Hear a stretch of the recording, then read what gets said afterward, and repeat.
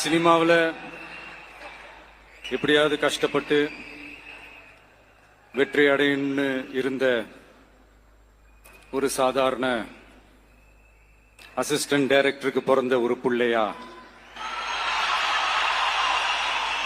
எனக்கும் வாழ்க்கையில வறுமைனா என்னன்னு எனக்கு நல்லாவே தெரியும், பசினா என்னன்னு எனக்கு நல்லாவே தெரியும். நான் ஒன்றும் பெரிய மன்னர் பரம்பரையிலிருந்துலாம் வந்துடல. உங்களை மாதிரி தான், உங்கள ஒருத்த மாதிரி தான், உங்க குடும்பத்துல ஒருத்த மாதிரி தான், உங்க புள்ள மாதிரி தான், உங்க மகன் மாதிரி தான், உங்க அண்ணன் மாதிரி தான், உங்க தம்பி மாதிரி தான்.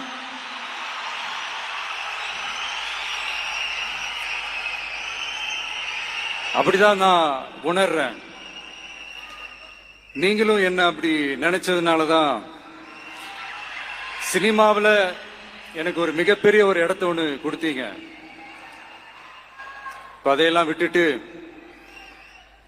உங்களுக்காக நன்றி கடன் செலுத்துறதுக்காக அரசியலுக்கு வந்த உங்க விஜய, இந்த விஜய, நீ வா விஜய், நாங்களா இருக்கோம், பாத்துக்கிறோம். விஜய் தம்பி நீ வா, நாங்க இருக்கோம். விஜி தம்பி நீ வா, நாங்க இருக்கோம். அண்ணா நீ வாடா, நாங்களா இருக்கோம். நண்பா நீ வா நண்பா, நாங்களா இருக்கோம் சொல்லி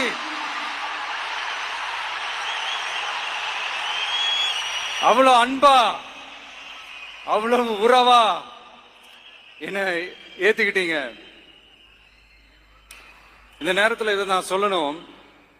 இந்த டிராவல்ல, இந்த ப்ராசஸ்ல எனக்கு எவ்வளவோ கஷ்டங்கள், எனக்கு எவ்வளவோ இந்த அவமானப்படுத்தினதெல்லாம் ஒரு பக்கம் இருந்தாலும், எனக்காக கூட நின்ன உங்களுக்கும் அதே மாதிரி கஷ்டங்கள், அதே மாதிரி அவமானங்கள்,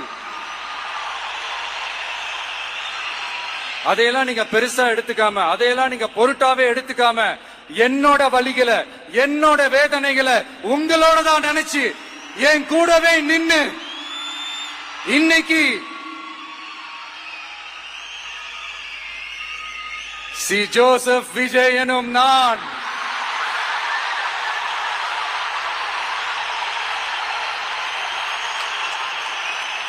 அத உண்மையாக்கி இருக்கிறீங்க. உண்மையிலே எனக்கு என்ன சொல்றதுன்னு எனக்கு தெரியல. என்னுடைய உறவுகளே, என்னுடைய சொந்தங்களே, நான் ஒன்னும் தேவ தூதன்லாம் கிடையாது. நானும் ஒரு இயல்பான ஒரு வாழ்க்கை வாழ்ற ஒரு சாதாரணமான மனுஷன்தான். நான் முன்னாடியே சொன்ன மாதிரி அது செய்வேன் இது செய்வேன்னு பொய்யான வாக்குறுதிகள்லாம் கொடுத்து உங்களை தான் ஏமாத்த மாட்டேன். எது சாத்தியமோ அது மட்டும்தான் நான் செய்வேன். இம்மிடியட்டா உங்க மனசுல ஒரு கேள்வி ஒண்ணு வரலாம், அப்ப சாத்தியம் இல்லாததை செய்ய மாட்டாங்களா, செய்ய முடியாதா அப்படின்ற ஒரு கேள்வி ஒண்ணு வரலாம். இத்தனை கோடி மக்கள் என் கூட இருக்கும் போது எது வந்தாலும் பாத்துக்கலாம், என்ன வந்தாலும் பாத்துக்கலாம் அப்படின்ற அந்த கான்பிடன்ஸ் என் மனசுல இருக்கு. இன்னொரு விஷயமும் நான் இங்க சொல்லணும். இன்னைக்கு நம்ம தமிழ்நாடு கவர்மெண்ட் இருக்கிற அந்த நிலைமையை பத்தி நான் உங்ககிட்ட நான் சொல்லணும். கிட்டத்தட்ட 10 லட்சம் கோடிக்கு மேல கடன் வாங்கி வச்சுட்டு போயிருக்கிற இன்னைக்கு அந்த தமிழ்நாடு அரசு இருக்கிறப்போ, கஜானாவை சுத்தமா தொடச்சி வலிச்சு வச்சுட்டு போயிருக்கிறப்போ, தூக்க முடியாத சுமையை ஏத்தி வச்சுட்டு போயிருக்கிறப்போ,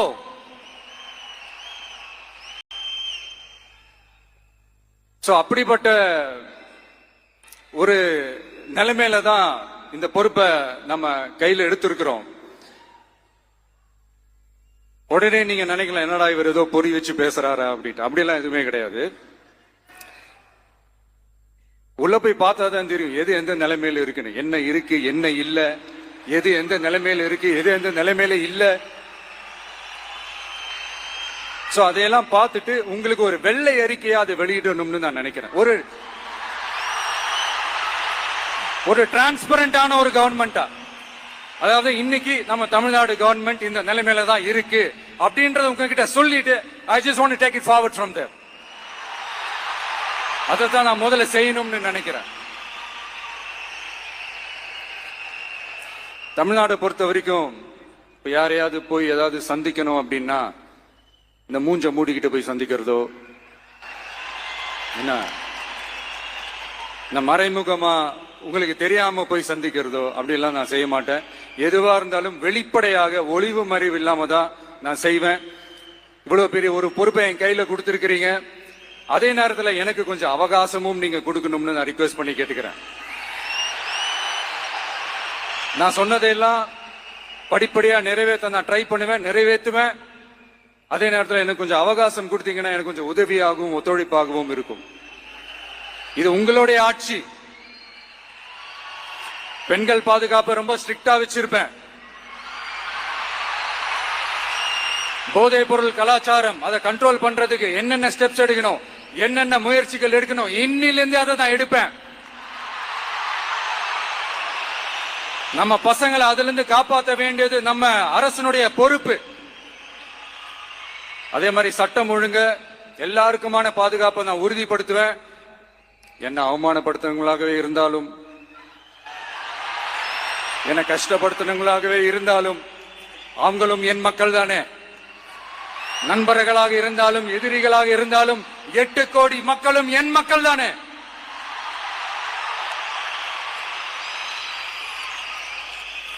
அது மாதிரி இந்த அடிப்படை விஷயங்கள், கல்வி, ரேஷன், மருத்துவம், குடிநீர், சாலை வசதி, பஸ் வசதி, இந்த மாதிரி விஷயங்கள்ல தான் என்னுடைய முழு முதல் கவனம் செலுத்தணும்னு எனக்கு தோணுது.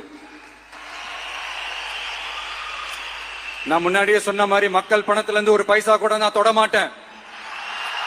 எனக்கு அது அவசியமும் இல்லை. அது உங்களுக்கு நல்லாவே தெரியும். இந்த விஜய் தப்பு பண்ண மாட்டான், தப்பு பண்ணவும் விட மாட்டான். அது யாராக இருந்தாலும் சரி, என்னோட கவர்மெண்ட்ல என் கூடவே இருக்கிறவங்களாகவும் சரி, விட மாட்டான். சப்போஸ் யாருக்காவது அப்படி ஒரு எண்ணம் மனசுல இருந்துச்சுன்னா, நம்ம ஜெயிச்சிட்டோம், ஒரு ஆட்டம் ஆடி பார்க்கலாம் அப்படின்ற எண்ணம் யாருக்காவது இருந்துச்சுன்னா இப்பவே இந்த நிமிஷமே அதை எரேஸ் பண்ணிருங்க.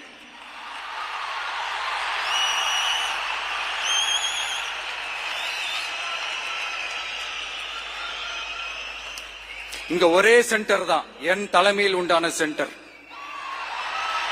இந்த பக்கம் ஒரு சென்டர், இந்த பக்கம் ஒரு பவர் சென்டர், அங்க ஒரு பவர் சென்டர், அதெல்லாம் கிடையவே கிடையாது. இப்பவே சொல்லிடுறேன்.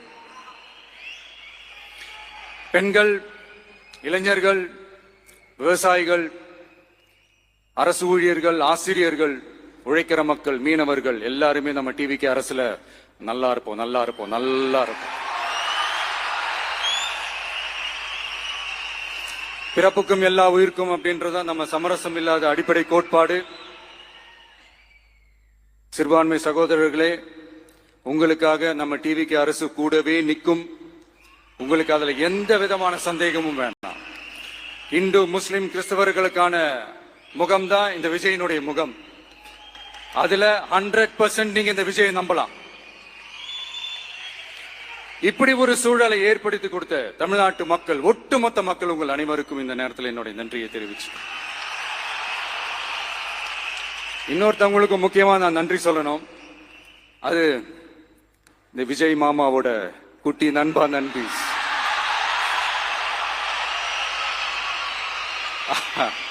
அவங்களாலதான் இது நடந்திருக்கு. உங்களுக்கு எப்படி நன்றி கடன் செய்யணும்?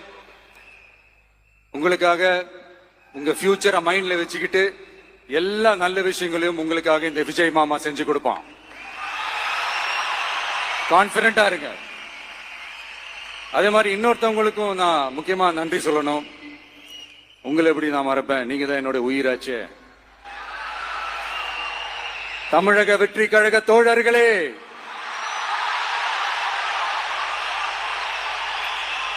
உண்மையில சொல்லனா நீங்க இல்லனா எதுவுமே இல்லை. என்னோட கழக தோழர்களுக்கும், கழக நிர்வாகிகளுக்கும், வாக்கு சாவடி முகவர்களுக்கும், மை டியர் வர்ச்சுவல் வாரியர்ஸ், உங்கள் அனைவருக்கும் கோடான கோடி நன்றிகள். வாங்க எல்லாருமா சேர்ந்து ஒரு ஃப்ரெஷ் கவர்னன்ஸ், ஒரு நியூ கவர்னன்ஸ் ஒன்னு கொடுப்போம். This is a new beginning.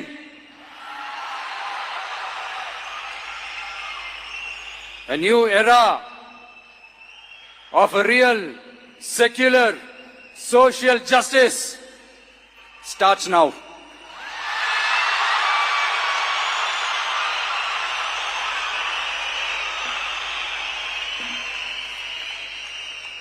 மக்கள் நலன்களை மட்டுமே லட்சியமாக கொண்ட நமது அரசுக்கு பக்கபலமாக நின்று ஆதரவை வழங்கியுள்ள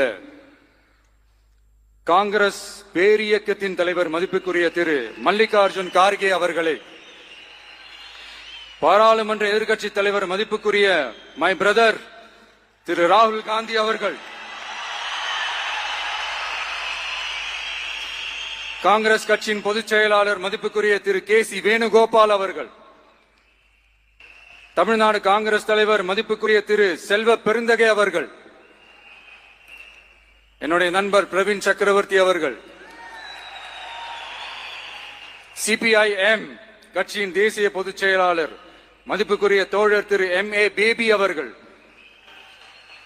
மாநில செயலாளர் மதிப்புக்குரிய தோழர் திரு பி. சண்முகம் அவர்கள், அரசியல் தலைமை குழு உறுப்பினர் மதிப்புக்குரிய தோழர் திரு கே. பாலகிருஷ்ணன் அவர்கள், பாராளுமன்ற உறுப்பினர் மதிப்புக்குரிய தோழர் திரு சு. வெங்கடேசன் அவர்கள்,